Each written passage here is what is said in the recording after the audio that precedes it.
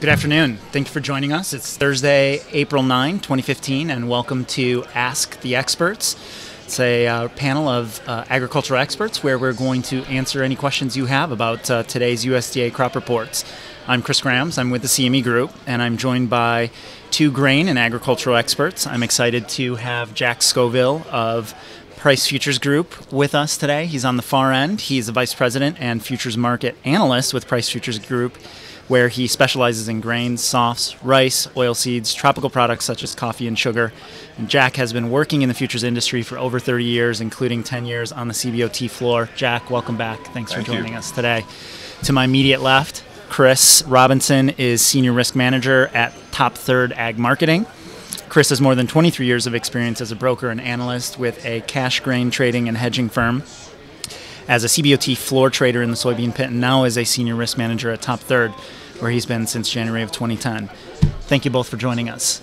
Quick note to our viewers, please do ask questions. There's a little box below your screen where you can submit questions, and I know that Chris and Jack would be excited to answer those questions that you may have. Gentlemen, so we've come off of a crop production and WASDE report today.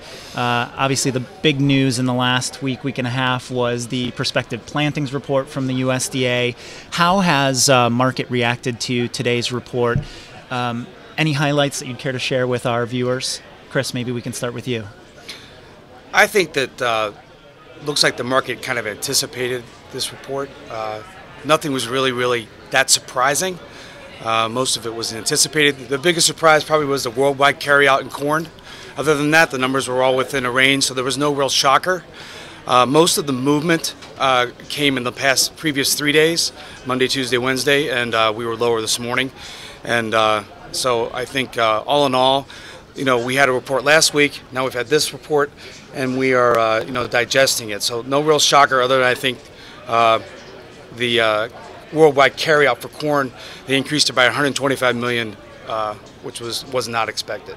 So that's probably the biggest thing I would pull out of it. Other than that, we're range bound. Really all year we've been at about a 25-cent trading range for corn, about a 50-cent trading range for wheat and soybeans, and we're waiting to break out of that. And I think the only thing that's going to break us out of that is going to be a weather issue, because the supply issue is pretty much well established. So unfortunately, it looks like it might be a range-bound market until we get some sort of weather issue this year.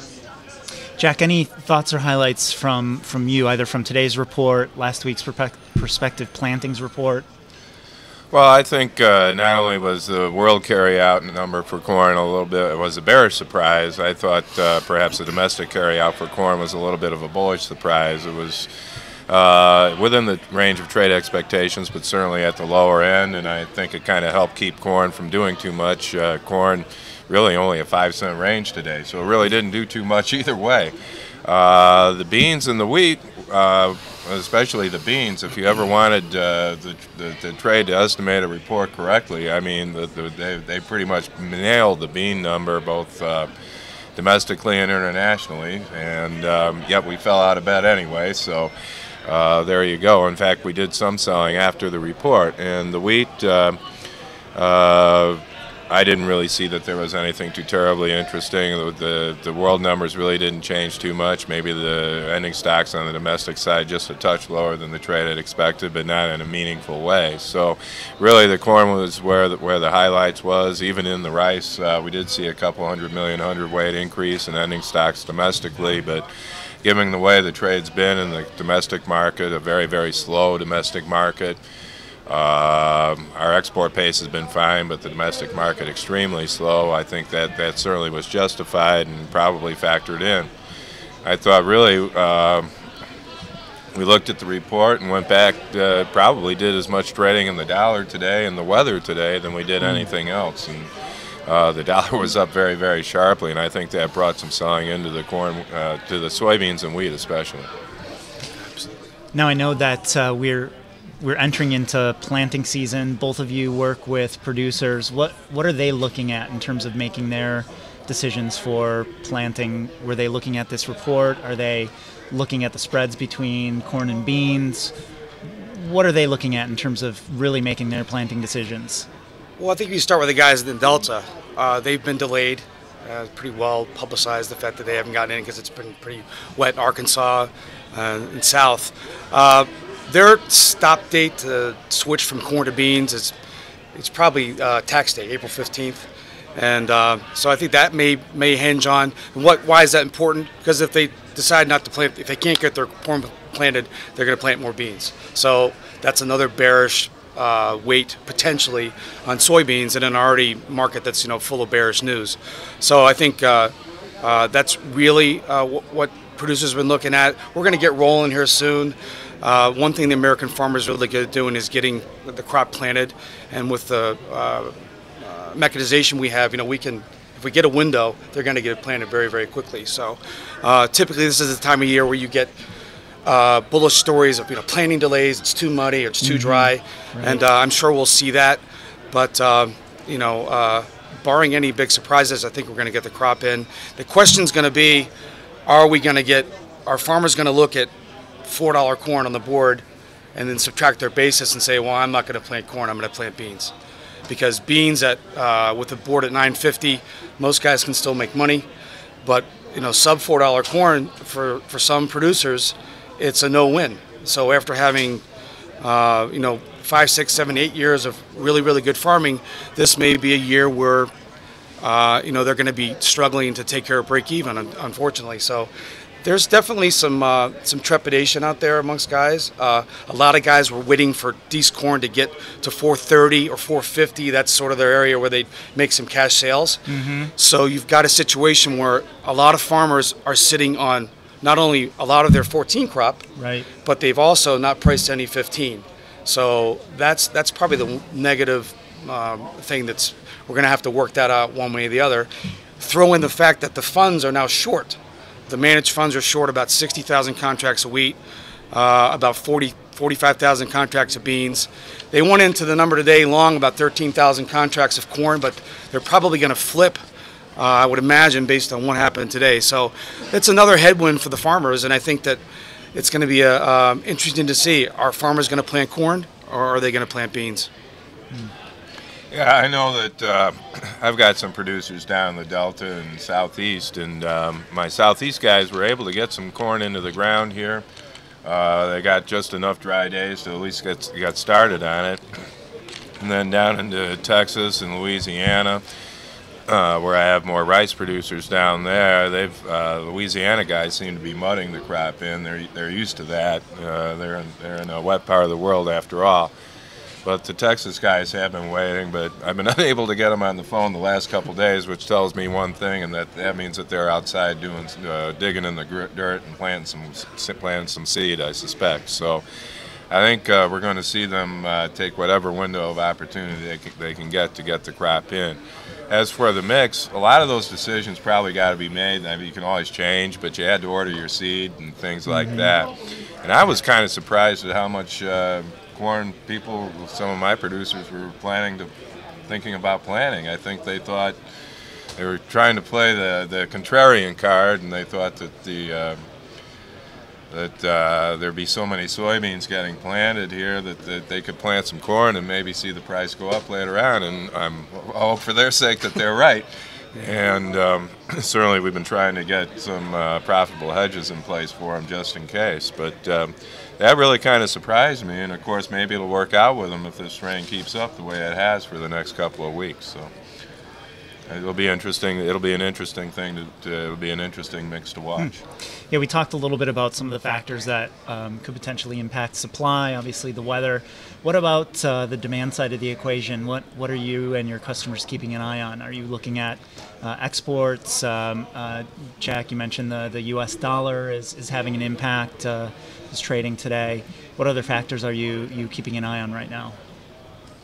Well, I guess I'll start that way. I'm keeping a very close eye on the U.S. dollar because I have a more international-based clientele, and with the dollar doing what it did today, all of a sudden I had a lot of soybeans to sell from South America, and I suspect that can continue. They've got probably just half, according to Safras, just half their crop priced, and they're usually more like 2/3 priced by now. So the Brazil has a long way to go. Argentina really just starting, and they've got maybe 2 crop years to sell down there. So there's going to be some big offers in soybeans coming out of South America as we go through the harvest season down there. And I expect them to continue to pound on the market, especially when you have moves in the dollar like we had today. Here domestically, we'll of course watch the export pace. I think one of the things that came out of the quarterly stocks report last week was over in the corn and wheat. Really, the disappearance really wasn't what we expected, which implies less domestic demand. So we'll keep a pretty close eye, I think, on domestic basis levels around the Midwest for signs of upticks in demand or offers or what have you, and see how that affects the prices. And of course, you're always going to watch weather. And at this time, well, I watch the weather every day, but this time of year I'm watching it a lot harder, and I'm sure I'm not alone because we want to have a big crop. It's you're better off having big yields and lower prices than low yields and big prices. Everybody's better off that way, and let's hope we get that. Yeah, I think you'll see probably. I agree with you. A lot of guys are planting corn anyhow. There was a University of Illinois article that I read this week, and they said that, in their opinion, we could end up planting actually more than 90 million acres. They said if farmers have their way, they generally want to plant corn. And even though at the end of the day they're thinking about switching to beans, the corn's probably going to get planted. So hopefully they don't run into a situation, like I said, where they create such a huge supply that they hurt themselves. That's really we've got to look at. As far as demand, really in the past several weeks, the exports have not been that good, save for really meal. Meal's been good. But the problem is you've got the dollar at a 12-year high. You've got the Chinese who they're awash in grain. Their carryout is in the past 2 years has gone up quite a bit, and their usage is even though their usage has gone up, they still have a huge carryout. I got a number here. Sorry, where I looked down, but in the past 2 years they've increased their carryout by 12.15 million metric tons. That's 480 million bushels of corn extra that they're sitting on. So if you look in the past 12 years, it's in the past 2 years, since 12 to 14, they've got a lot of expensive corn they're sitting on now, and they're looking at South America with a big crop. So that may slow demand for corn, not only from South America but from the U.S. So, and I think that's the big thing. We've got to watch China. Their economies have been slowing down. They've been concerned about their growth rate, even though it's still good. It's not what they've wanted, and that may be the big what if this year. The Chinese demand, because right now they're awash in grain, and they're in a situation where they can sit back and fold their arms and wait. And it may be like a game of musical chairs. If they're going to wait and see, what happens with not only the South American crop, which is very, very big, but what happens here in the U.S. So that's probably the most concerning thing from a demand point. Is China going to keep coming for our grain? What about ethanol demand here domestically? Are we still seeing strong demand for corn from the ethanol industry?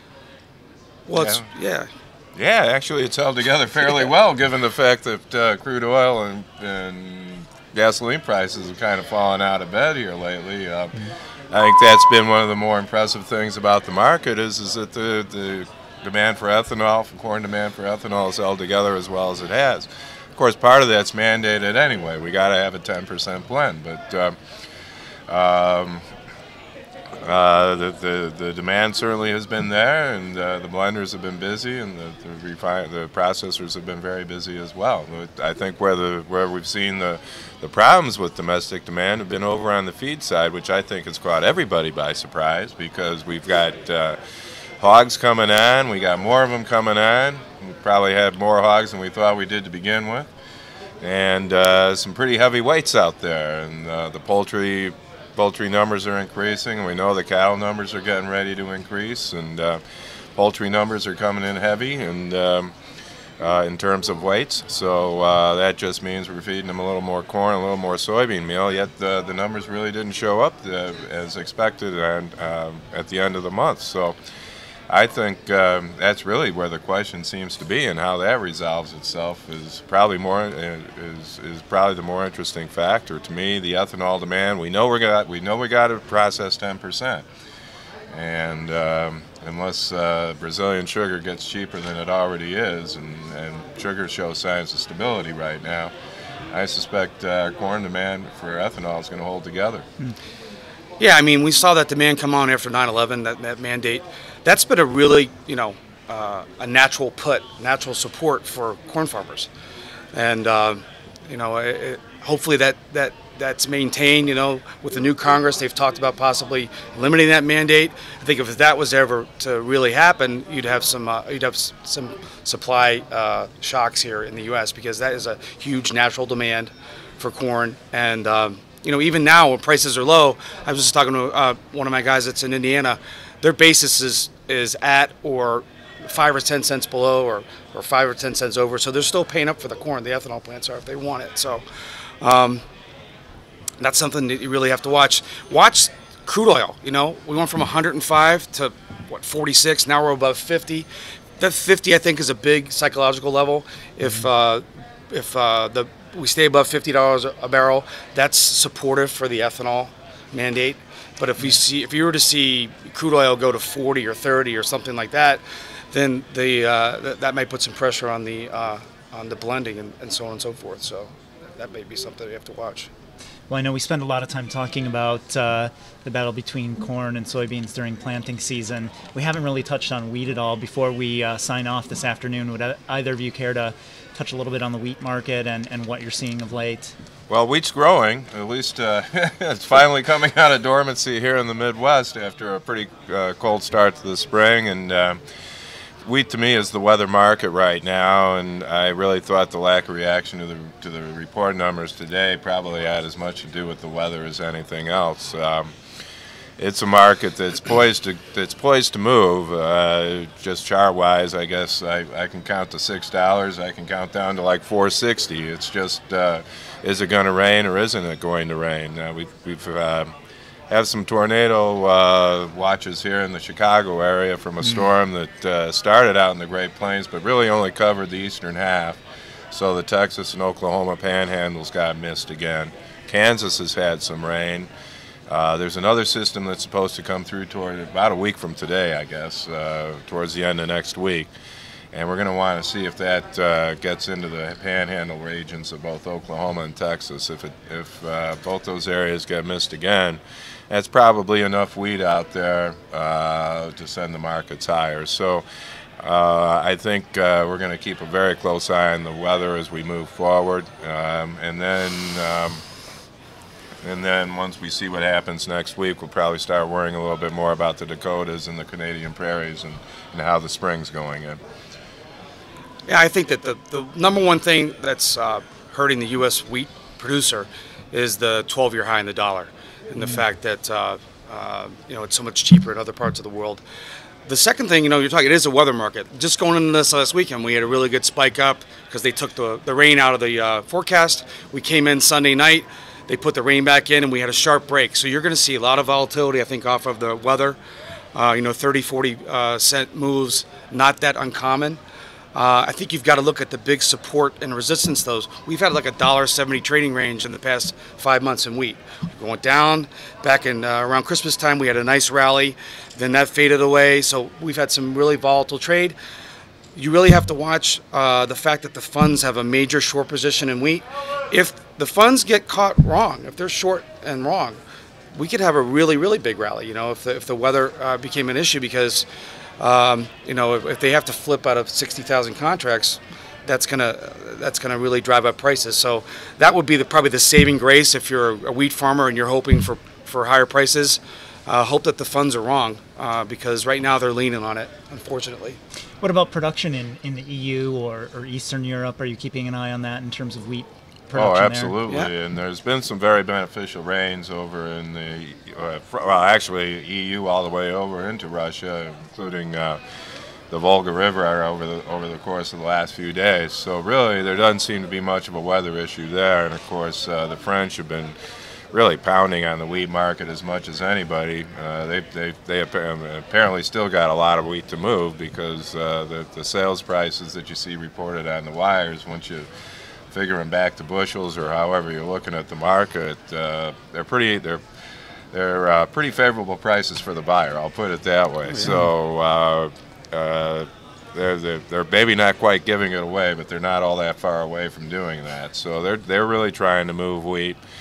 Of course, Russia we know has been withdrawn, but given the fact that they've just gotten some couple $1 million rains over there, they'll probably be back in this summer, and we'll see exactly how Ukraine works out. But Ukraine's been pretty active offering the corn. They've captured a lot of the Chinese corn business, and are expected to continue to do that business. So it looks like we're going to have plenty of wheat over in the European Union, with Ukraine and Russia perhaps in pretty good shape as well, and that's going to be a problem. The European Union has been consistently below our prices here in the U.S., so if we do get the rains as scheduled next week, and it looks like we're going to have a pretty good crop here, it could get tough. Well, Chris, you had the first word at the outset of our panel. Let me kick it back to you. Any final comments or thoughts before we sign off, and then we'll give Jack the last word. Well, I think that we are range bound. I mean, I don't want to beat a dead horse, but we've really been in a market where we're waiting for the breakout. Now, hopefully, from a producer's standpoint, we hope that we break out higher. We've got to get new crop December corn above 425, 430.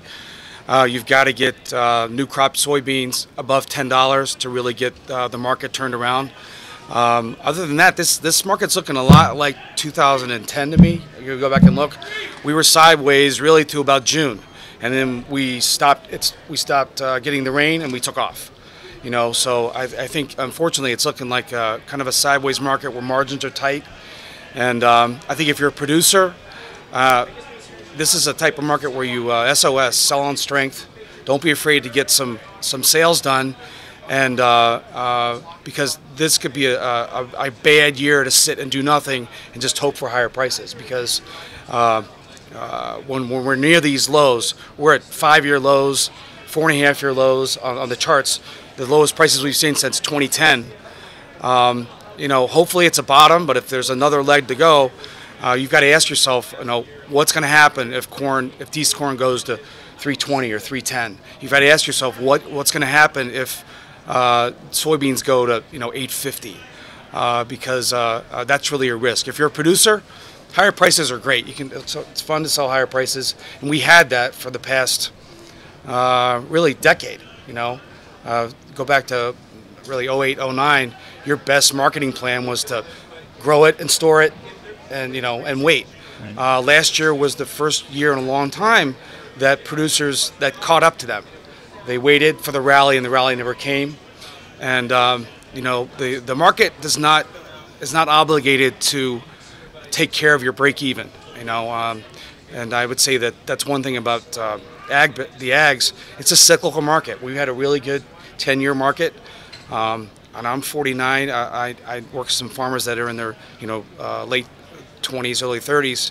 They've never seen a sustained bear market. And I just hope that we're not heading into that type of market, because that's not fun. It's not fun for producers. It's not fun for hedgers or traders. So I would always hope for higher prices, but really make sure you've got a plan to deal with the possibility of lower prices. That's great. That's what we're all here to talk about, is risk management. So appreciate your insight, Chris. Jack, any final comments today? Well, I guess I just echo what Chris was saying. I know I was really pushing on my producers to get some pricing done at the higher, when we did have higher prices, and hopefully some of them did it. They always tell you they did. Whether they actually did or not is sometimes sometimes a little bit harder to find out until maybe too late in the game. And I've been telling my user side, be patient and pick your prices, and it has been a choppy market, and I suspect we will be right until we do see that the crops are at least in and up. And in the case of corn, probably getting through pollination before we get too terribly excited about much downside over there. So there's going to be chances for everybody, but you got to be able to take them. And I agree with the notion that don't look for the top dollar this year. when you look at back at the supply and demand statistics or projections from USDA over the last few years, we're coming off a year where we had 90 million bushels of soybeans maybe left. Maybe we ran out. This year we're talking about the production is projected to be good enough, and the demand diversity, the demand shifting around to other origins as well. Brazil's probably going to have a crop this year. Well, they have a big crop this year, and Argentina as well. So we don't have the adverse weather down there, for example. So will we do all that business again? Probably not. Will we have a much more comfortable stocks-to-use ratio going out? Absolutely. Does that imply higher prices? Absolutely not. So you got to be very, very careful about it. Be realistic about the market. I know most of my producers are. I think most producers are, but hopefully they are taking types of protection either here at the board or in the cash market to ensure that profitability. Because there will be chances. We usually give you a chance or two to get it done, but you got to be there to take it. Well, thank you very much, Jack. I appreciate your comments and expertise as well. Just want to say thank you to our guests today, Chris Robinson from Top Third Ag Marketing and Jack Scoville from Price Futures Group. Archived version of today's panel will be available on our YouTube channel. That's youtube.com/CME Group TV. Thank you very much.